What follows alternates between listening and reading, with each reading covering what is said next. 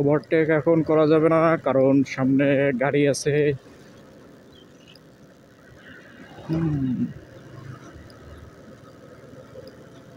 Auto auto auto auto, আহারে কি পরিমাণ কালো ধোঁয়া! আচ্ছা, এগুলো কি পরিবেশ দূষণ করে না? করে তো।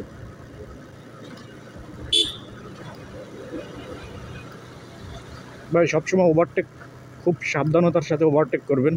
আপনি শতভাগ কনফার্ম হওয়ার পরে তারপরে ওভারটেক করবেন, কারণ বেশিরভাগ অ্যাক্সিডেন্ট কিন্তু এই ওভারটেকের কারণেই হয়।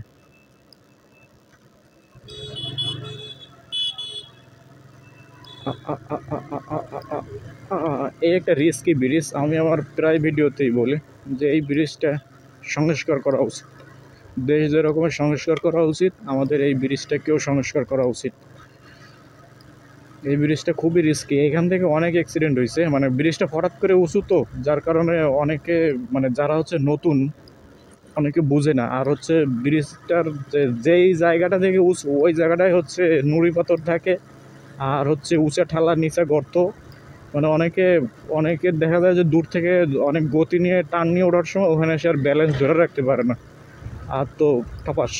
আর বড় বড় যে ট্রাকগুলো আছে, পণ্যবাহী ট্রাক, ওগুলো তো এখান থেকে উঠতেই পারে না। অনেক সময় দেখা যায় যে ব্যাক গিয়ারে নামতে গিয়া তারপরে মানে ব্যালেন্স হারাইয়া পটাশ হয়ে যায়।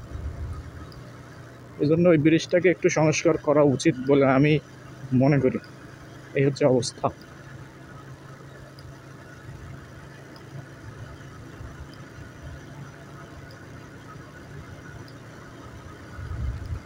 তাই ছিল আজকের ভিডিও থেকে এখানে বিদায় নিচ্ছি। সবাই ভালো থাকেন, টাটা, আল্লাহ হাফেজ।